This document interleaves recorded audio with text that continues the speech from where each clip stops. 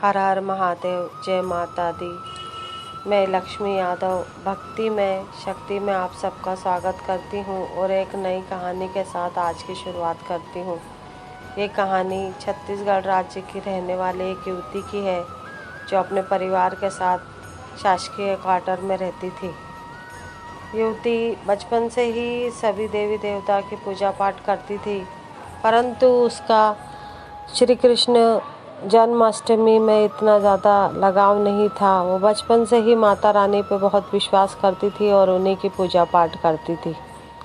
लेकिन एक बार जब वो बगल में जो अंकल रहते थे वो भी सभी देवी देवताओं की पूजा पाठ करते थे, नवरात्रि व्रत करते थे, कन्या भोज वगैरह सभी करते थे, परंतु अचानक से वो अंकल सभी देवी देवताओं के फ़ोटो को हटाकर वहाँ पर उन्होंने श्री कृष्ण और राधा रानी की फ़ोटो स्थापित कर दी और वो आजकल भागवत ही सुनना शुरू कर दिए थे। जब वो युवती एक बार अचानक से अपने घर से जाने लगती है तो क्योंकि अगल बगल का ही गेट रहता है तो वो देखती है कि उनके घर में भागवत चल रहा है। तो कहती है कि अंकल आंटी आप लोग इसी को क्यों सुनते रहते हो? तो वो कहती हैं कि इसको सुनने से बहुत आनंद आता है, शांति मिलती है और मन में बहुत अच्छा लगता है, तो तुम भी इसको सुना करो। वो युवती उनकी बात को सुनती है और वहाँ से चली जाती है। और जाने के बाद वो जब अगली नवरात्रि आती है और देखती है कि इस बार तो अंकल कुछ पूजा पाठ भी नहीं कर रहे हैं और न कन्या भोज वगैरह कुछ भी नहीं कर रहे। उसी दौरान उस युवती के घर पे उसकी माँ आई रहती है और वो अपने माँ को बताती है कि अंकल ने सभी चीज़ छोड़ दी है और सिर्फ राधा कृष्ण की फ़ोटो अपने घर में लगा ली है और अब उन्हीं की पूजा पाठ करते हैं। तो उसकी मम्मी भी बोलती है पता नहीं क्यों ऐसे कर रहे हैं, लेकिन ऐसे नहीं करना चाहिए, क्योंकि दोनों को ही शायद उस बारे में कुछ पता ही नहीं रहता, ना ही उस युवती ने कभी भागवत कथा सुनी रहती। व्रत जन्माष्टमी का उसके परिवार में ससुराल पक्ष में मायके में दोनों ही तरफ रखा जाता है, लेकिन वो सिर्फ देखती थी कि व्रत कैसे करते हैं, क्या होता है, सब जानती थी, पर वो कभी इसमें लगाव ही नहीं दिखाया था उसने। तो शायद से उन्हें पता ही नहीं रहता, इसलिए उस युवती को भी कोई जानकारी नहीं रहती। उसके बाद कुछ दिनों बाद जब उसकी माँ वहाँ से चले जाती है, 2-3 साल निकल जाते हैं। उसके बाद अचानक से उसकी मम्मी की तबीयत ख़राब हो जाती है। उन्हें कैंसर, किडनी ख़राब और पता नहीं 3-4 ऐसी बीमारियां हो जाती है जिनके कारण 2014 में उनकी मृत्यु हो जाती है। अब घर में सबसे छोटी होने के कारण उसका अपने माँ से बहुत ज़्यादा लगाव रहता है और उसने कभी अपने माँ से अलग हो, मेरे माँ के साथ ऐसा हो जाएगा, मैं एकदम अकेली हो जाऊंगी, ऐसा कभी उसने एहसास भी नहीं किया रहता है।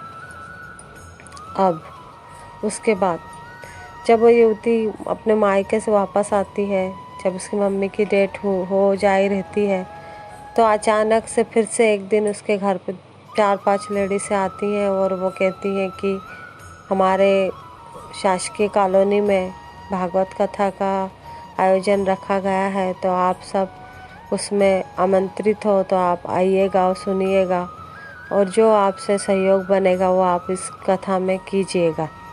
लेकिन वो युवती क्योंकि अपनी मम्मी के डेथ से एकदम उदास रहती है और उसका किसी प्रकार से कोई मन नहीं लगता, तो वो युवती उनसे कुछ जवाब नहीं देती और ना ही किसी प्रकार का कोई सहयोग करने से भी मना कर देती है। लेकिन क्योंकि एक लेडीज़ उसकी भावना को समझती है कि हाँ इसकी मम्मी का डेथ हुआ है इसीलिए इसका मन नहीं लग रहा, तो वो उसको समझाती है कि ठीक है कोई बात नहीं, आपसे जो मन लग रहा होगा वही आप दीजिए, लेकिन हाँ आप भागवत सुनने ज़रूर आइए। अब वो युवती कुछ नहीं बोलती और चुपचाप रहती है। उसके बाद जब कुछ दिनों के बाद वहाँ पर भागवत का आयोजन शुरू हो जाता है, तो फर्स्ट दिन जब कलश यात्रा निकलती है तो वो अपने पड़ोसन से कहती है कि चलो अपन देखते हैं कि ये कलश यात्रा किस प्रकार से रहती है और क्या होता है। तो जब वो पहली बार वहाँ पर कलश यात्रा देखने जाती है तो वो उसे अच्छा लगता है, पहली बार वो देखी रहती है।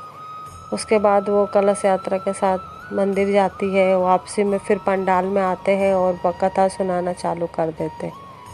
इसके बाद वो युवती 1-2 दिन जब कथा सुनने जाती है तो अचानक से उसका कथा में मन लगने लगता है और वो भगवान श्री कृष्ण की तरफ आकर्षित होने लगती है, उनके भावनाओं में बहने लगती है, भाव विभोर होने लगती है। तो वो युवती आगे चल के इस भक्ति भाव में कितना डूबती है और उसके साथ क्या होता है, क्या नहीं होता है, क्या उसका विश्वास श्री कृष्ण के ऊपर बनता है कि नहीं बनता है, यह अगले भाग में आप सुनिए। तो मैं आज ये भाग यहीं पर ख़त्म करती हूँ और भक्ति में, शक्ति में, भगवान सच्ची भक्ति की कहानी का ये भाग 2 मैं आपको इसके आगे में सुनाऊंगी।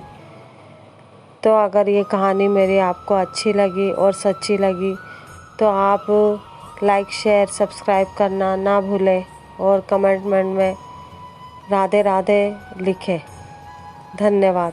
जय माता दी।